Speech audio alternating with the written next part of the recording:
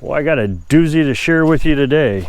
A few days ago, I made a video. I was talking about fear-mongering and that we shouldn't make things up so we can be afraid when there's plenty to be afraid of already. And people don't even seem to focus on the things that we should be afraid of already.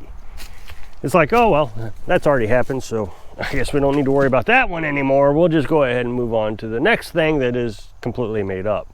In that video, I was talking about how prepper channels, news media, and the people who consume this information want you to be afraid of made up stuff. Told you that years ago there was a new healthcare thing coming out, and everybody told me, everybody, the media, social media, was talking about how they were going to require healthcare providers, not just insurance, but like hospitals, not to work on older people and younger people. So don't provide health care to these people. And in order to get health care, you had to be a certain age. Prime target. I mean, this was going to be an absolute fact. They were talking like it was written in the bill. I mean, at the time, I had a daughter that fit in that criteria where she couldn't get health care. I was terrified. I was talking about how stress is really bad for you.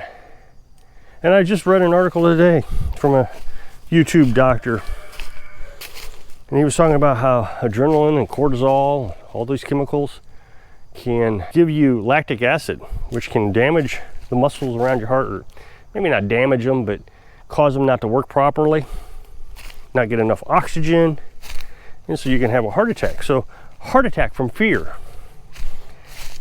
hence the term scared to death. So we all want to be afraid, so we go and consume this garbage so we can be afraid of things that are not true. Like this war over in Europe. I said in this video that the war in Europe 2 years ago, we were absolutely sure, 100% positive, that the United States would be dragged into this war. Nuclear bombs would be sent our way. They were talking about how we had to buy these pills to save our thyroid from a nuclear attack. Well, today we can barely even remember how afraid we were back then. As a matter of fact, one commenter said, oh, it's much worse now with this particular war that just broke out in the Middle East. Much worse. Well, no, it was pretty bad the first time. I mean, at least now we're not talking about, I don't think, nuclear war. I mean, New York City made a commercial or something talking about what to do in the case of a nuclear attack. Let's just make everybody afraid. That's what we want to do. It's what the government wants to do. That's what the preppers want to do. That's what the media wants to do. And it sells. People just eat this stuff up. Now, the video I made the other day where I said, just stop being so afraid of things that aren't realistic. You know, people told me, you need to grow up and live in reality. And I said, that's kind of a hypocritical thing to say, or at least ironic, considering I'm the only one living in reality. I know what's wrong with the world. Yeah, we got 2 wars going on that we're paying for. That's going to hurt us. We got some inflation. We got an aging president that I'm very concerned about. And he aging right now when there's 2 wars going on. We got some things going on with China. I mean, I said in that video how when the pandemic struck, that everybody said the shelves in the grocery store were going to be empty. We were all going to starve to death. And in 3 days, there will be chaos on the streets, riots. Barricade yourself now. You're not going to survive. I didn't see anything. Went to the grocery store and they were out of ramen noodles. Ah, dang it. Guess I'll have to buy meat, and vegetables, and healthy things. Darn it. There was no food shortage. I don't think anywhere in the world had a food shortage. I mean, things were tough. Things got tight. Wasn't perfect, but we weren't starving to death. No food riots out on the streets. So let's focus on the things that need our attention the most. I said in that video, call your congressman. If we try to fund another war, I mean, think about this. We were in a war for 20 years that we didn't win. Paid for it and paid for it and paid for it and paid for it. Left a bunch of military equipment over there. And then shortly thereafter, another war breaks out in Europe. Okay, good. We can start paying for another war. And now one in the Middle East. Oh, great, we can pay for one. One of the things that I've changed my mind on in recent history is law enforcement. I used to believe, I honestly believe this, just like everybody else I'm sure, that in general, law enforcement are good people, in general. And there's only a few bad apples. A few years ago, I realized that every bully in my school, every one of them, became a police officer. They went off to be bullies as adults. And when you really think about a police officer, you know, they got this arrogance about them. They're just real tough guys. And it really is concerning. I've been watching the Civil Rights Channel. I'm going somewhere with this. And he's showing video after video after video after video of police officers violating rights or making life as difficult as possible or coming up with trumped up charges just so they can hold you in jail for 24 hours because they have an ego. To me, being a police officer is a job. You go to work, let's say you work in a manufacturer's job, and you put a bolt on a car. So all day long you go zip, zip, zip. Nothing changes. Your ego doesn't get in the way. You're not gonna throw it down on the ground and teach it a lesson.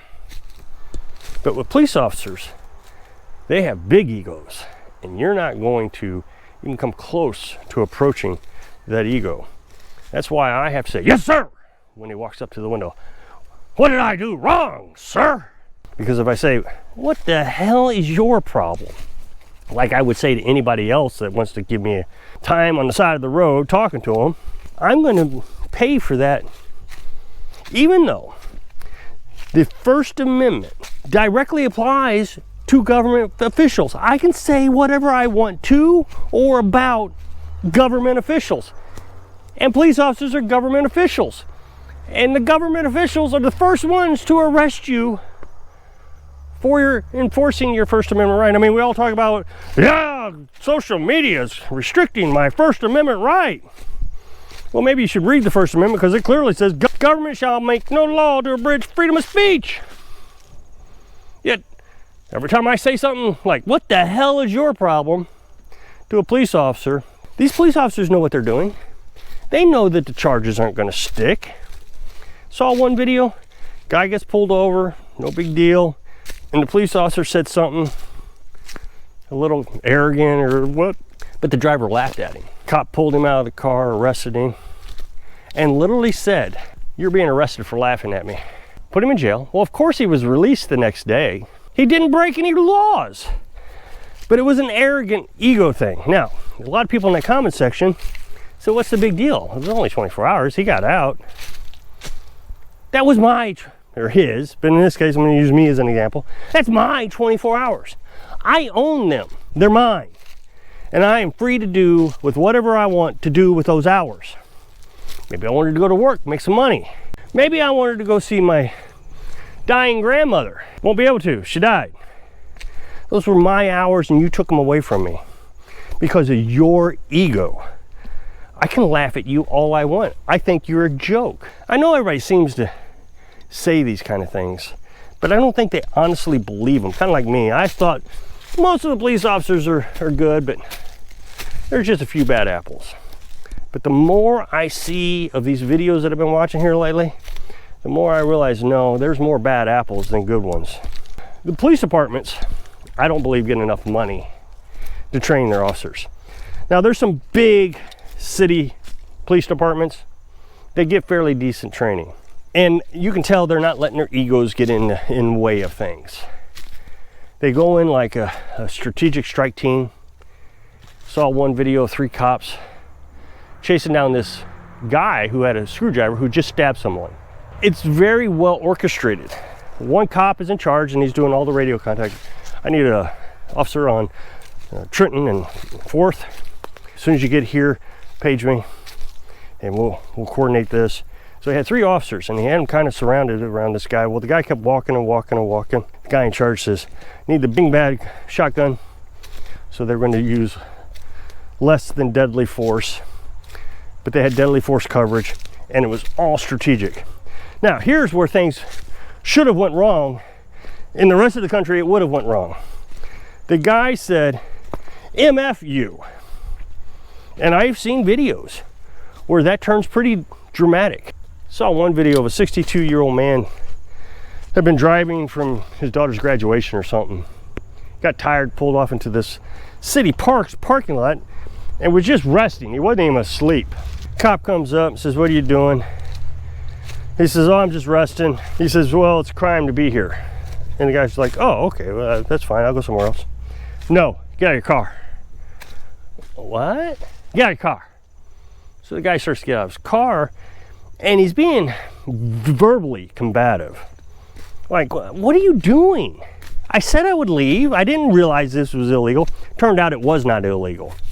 The court actually determined that the parking lot was not illegal to be in. It was the park that it was illegal to be in. But that's beside the point.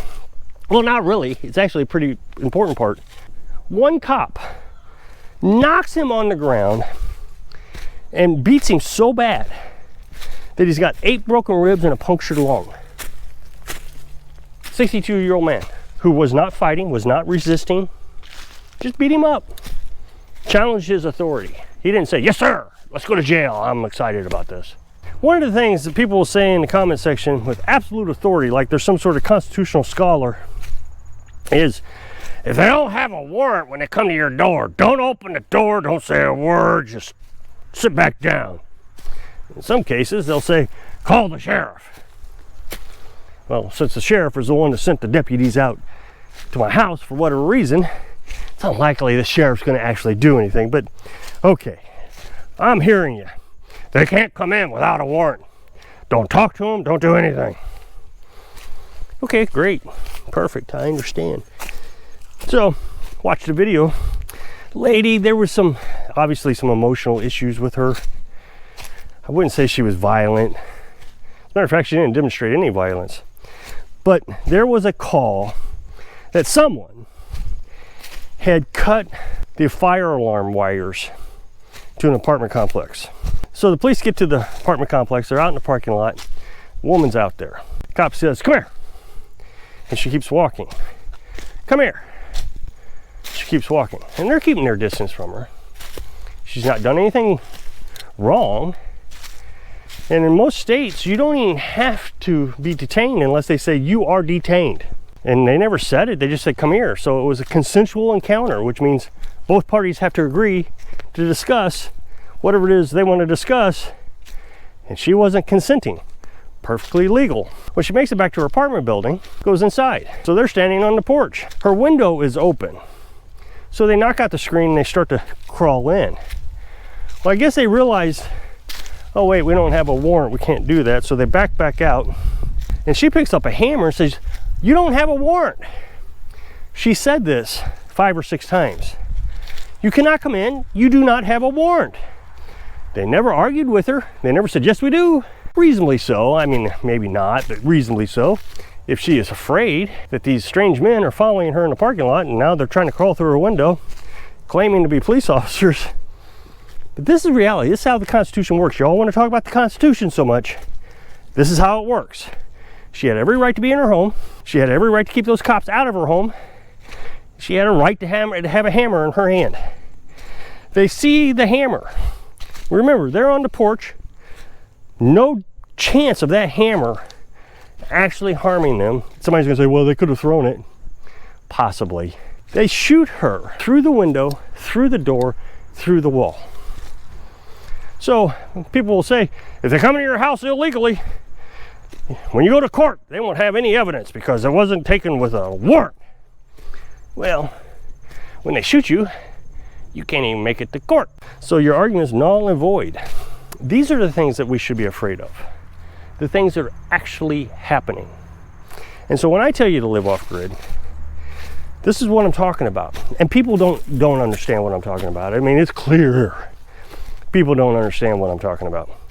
When I say live off grid, I'm not saying go live 20,000 miles away from everybody. You can live a little acre and a half with neighbors, but stay to yourself. Put up a no trespassing sign and make it clear to all your neighbors, you are not welcomed here.